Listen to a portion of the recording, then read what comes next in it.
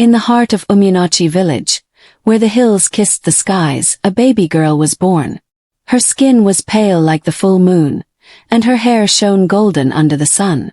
Her mother named her Nneoma, meaning good mother, believing she was a blessing. But her father, Izudo, and her siblings called her a curse. Why is she like this? Izudo spat in anger when he first saw her. She is not my child. He refused to acknowledge her, turning his back as if she didn't exist. Her siblings, following their father's lead, teased her endlessly, whispering cruel words and laughing when she cried. Nneoma's mother tried to protect her, but her strength alone was no match for the storm of rejection. The house that should have been her refuge became her prison, filled with scorn and bitterness. At age 10, the rejection became unbearable. One day, as the family ate without offering her food, Nneoma quietly left the compound and wandered into the forest, tears streaming down her face. She stumbled upon an old woman sitting by a stream, humming a strange tune. The woman's eyes sparkled as she looked at Nneoma. "Child, you do not belong among those who cannot see your worth," she said softly. "The forest sees you. The rivers hear your pain. And I will teach you to turn their rejection into power." The woman introduced herself as Mama Yudoka, the seer of the forest. With a warm smile, she led Nneoma deeper into the woods, where her new life would begin. The old woman, who was a powerful healer and seer, took Nneoma under her care. She taught her the secrets of herbs, ancient wisdom, and the mysteries of the world.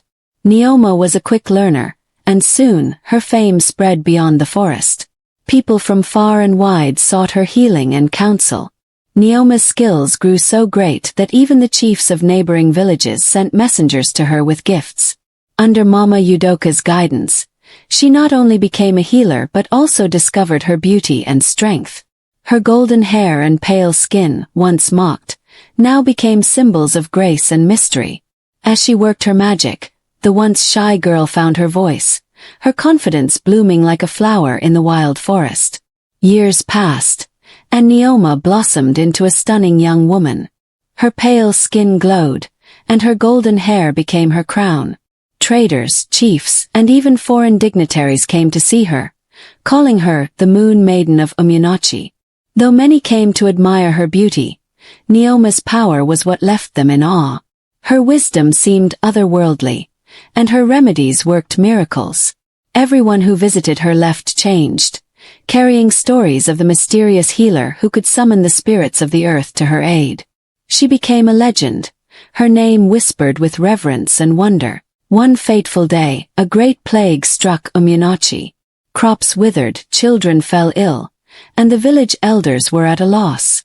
In desperation, Izudo led the villagers to seek help from the legendary healer in the forest. They did not know it was Nneoma. As they approached, Izudo's steps grew heavy. The forest felt alive, as though it were watching them. When they finally reached the healer's dwelling, the sight before him left him speechless.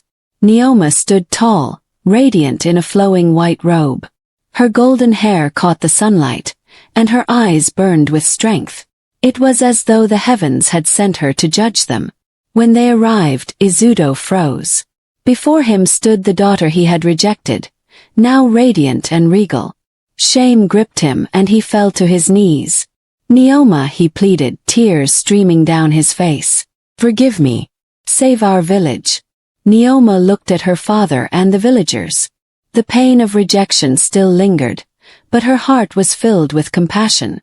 She agreed to help, creating potions and remedies that healed the sick and restored the land. The villagers watched in awe as Nneoma worked, her hands moving with precision and grace.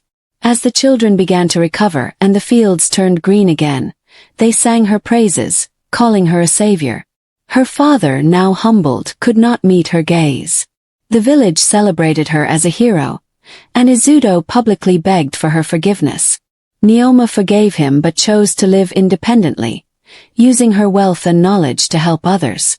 In time, she became the most influential woman in the region, her name sung in praise across the land.